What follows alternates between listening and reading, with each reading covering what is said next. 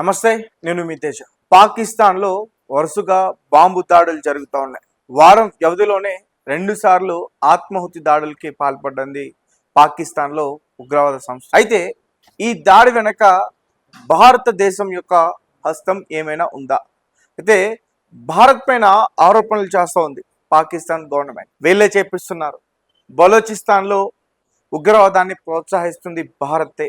ఈ రకంగా చాలా కామెంట్స్ చేస్తూ ఉంటారు. అయితే నిజానికి ఉగ్రవాదాన్ని మొదటి నుంచి కూడా పెంచి పోషించింది పాకిస్తాన్. భారత్ని అంతం చేయాలి ఉగ్రవాదులతో అని చాలా ప్లాన్స్ చేసుకుంది పాకిస్తాన్. సో రీసెంట్గా భారత్ పైన స్లీపర్ సెల్స్ని యాక్టివేట్ చేసి కొన్ని ప్రాంతాల్లో బాంబ్ బ్లాస్ట్లు చేయడానికి ప్రయత్నించింది. కానీ మన యాంటీ టెర్రరిజం స్క్వాడ్ వాళ్ళు చేసే ప్రయత్నాలన్నింటినీ కూడా తిప్పికొట్టింది. అలాగే కొంతమందిని పట్టుకుంది కూడా. అయితే రీసెంట్గా ఈరోజు బౌజర్ సైన్యం ఏదైతే పాకిస్తాన్లోని ఖైబర్ పఖ్తూన్ఖ్వా ప్రావిన్స్ అక్కడ ఉన్న ఈ బౌజర్ సైన్యం పైన టీటీపీ తహ్రీక్-ఏ-తాలిబాన్ అనే ఒక ఉగ్రవాది సంస్థ ఆత్మాహుతి దాడి చేసి దగ్గరగా 15 మంది సైన్యాన్ని చంపేసింది. వాళ్ళందరూ కూడా పాకిస్తాన్కి సంబంధించిన సైన్యం. అలాగే స్పెషల్ ఇస్తాది ఫోర్సెస్ ఈ ఉగ్రవాదుల్లోనే SIF వీళ్ళు ఆత్మాహుతి దాడి చేసుకోవడానికి ఎక్కువగా ప్రయత్నాలు చేస్తూ ఉన్నారు. అలాగే మరికొంతమంది గన్ ఫైరింగ్ కూడా చేశారు. గంటల తరబడి ఫైరింగ్ జరిగాయి. ఈ ఫైరింగ్లో ఇటు పాకిస్తాన్ పౌరులతో పాటు పాకిస్తాన్కి సంబంధించిన సైనికులు కూడా చనిపోయారు. అయితే చాలామంది ఏం చెప్తున్నారంటే ఎవరి తవ్వుకున్న గోతులో వాళ్ళే పడతారు, ఇతరులకి తవ్వాలనుకున్న ఆ గోతులో వాళ్ళే పడతారని చెప్పి చాలామంది నిపుణులు చెప్తా ఉన్న పరిస్థితి. ఇదంతా కూడా ఎందుకంటే అసలు ఉగ్రవాదాన్ని ప్రోత్సహిస్తుంది మొదటి నుంచి కూడా పాకిస్తాన్.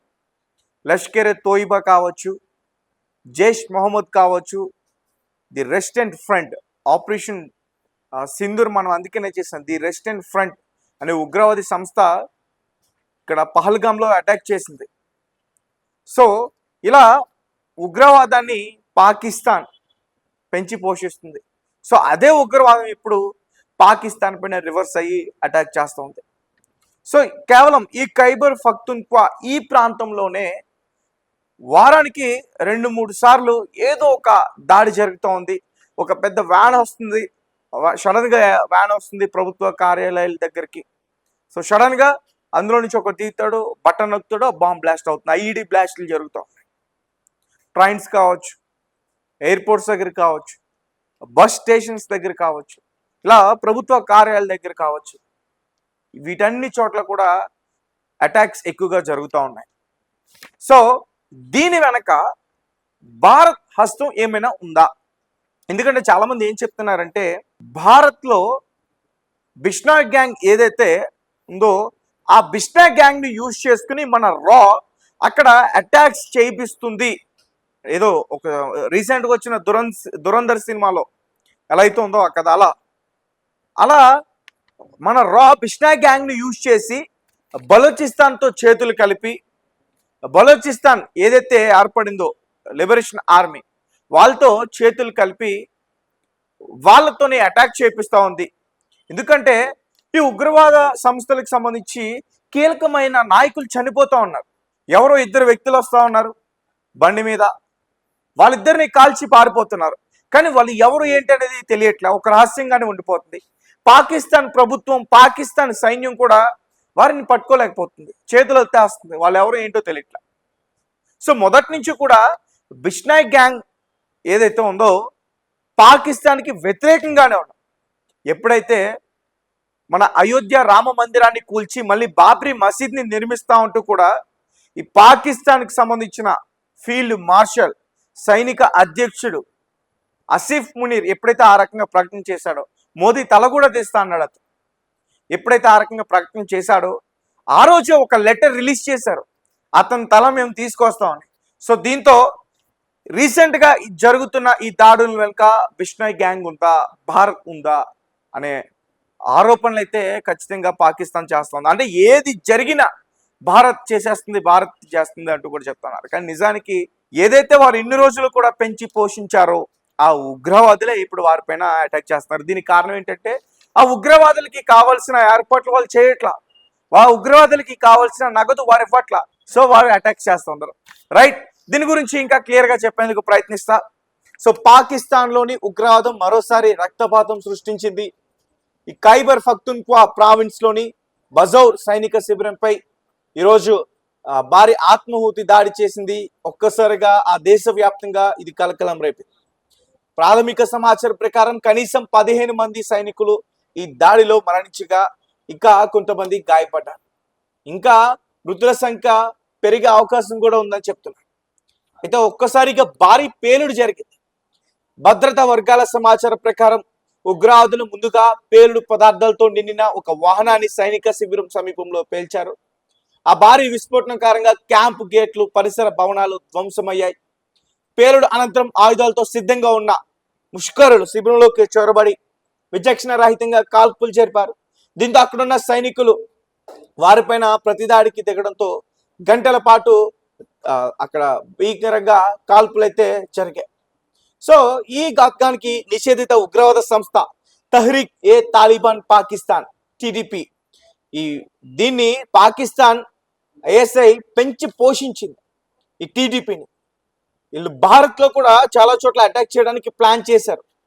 సో ఈ టీటీపీ బాధ్యత వహించింది. రీసెంట్ గా జరిగిన దాడికి తమ స్పెషల్ ఇషాది ఫోర్సెస్ SIF దాని ద్వారానే ఆత్మాహుతి దాడిని చేసింది.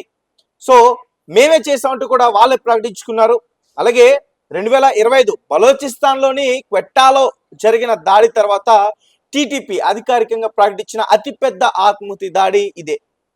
సో భారత్ ని అంతం చేయాలని చెప్పి దశాబ్దాలుగా ఉగ్రవాదుల్ని పెంచి పోషించింది పాకిస్తాన్. ఇప్పుడు అదే ఉగ్రవాదం బారిన పడుతుంది పాకిస్తాన్.